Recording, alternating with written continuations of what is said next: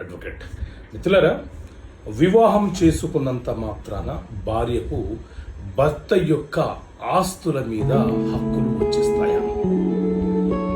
ఈ భయం చాలా మంది భర్తలకు ఉంది.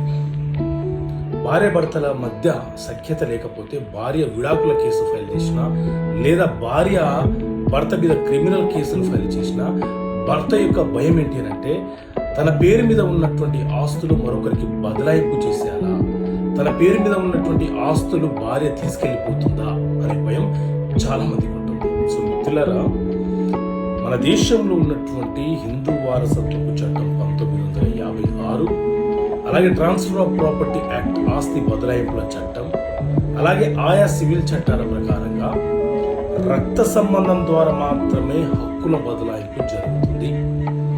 వైవాహిక సంబంధం ద్వారా హక్కుల బదలాయింపు అనేది జరగదు, బాధ్యతలు మాత్రమే సంక్రమిస్తాయి.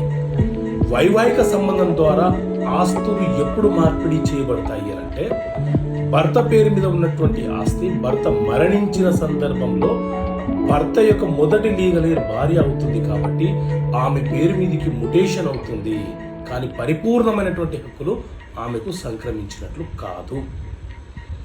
భర్త తన కష్టార్జితంతో కొనుగోలు చేసినటువంటి ఆస్తి తన వద్ద ఉన్నా, తన పేరు మీద ఉన్నా, భార్యకు భర్తకు మధ్య వివాదం ఏర్పడి భార్య విడాకుల కేసు ఫైల్ చేసిన సందర్భంలో భార్య భర్త నుంచి భరణం కోరే హక్కుని కలిగి ఉంటుంది, కానీ భర్త యొక్క ఆస్తిలో నాకు వాటా కావాలి, భర్త ఆస్తి మీద నాకు హక్కులు కావాలి అని కోరే హక్కు ఉండదు.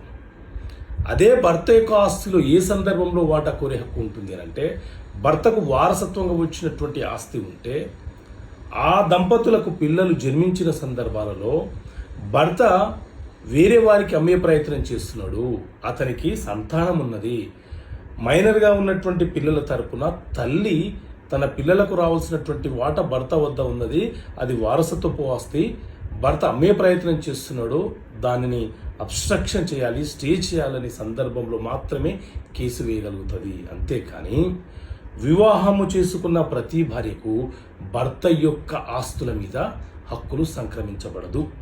ఆమె తనకు భార్యకు మధ్య పొంతన లేకపోతే విడాకుల కేసు, లేకపోతే భరణం కేసు ఫైల్ చేసుకోవాలి. నిజంగా ఆమెకు గృహహింస జరిగి ఉంటే డొమెస్టిక్ వైలెన్స్ కేసు వేయాలి.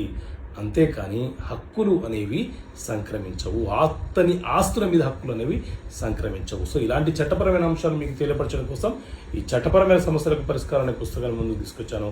ఈ బుక్ కావాలనుకుంటే ఇక్కడ కనిపిస్తున్న నెంబర్ కాల్ చేసి పుస్తకాన్ని మీరు పొందవచ్చు. ఓకే మిత్రులారా, థ్యాంక్ యూ. జై హింద్.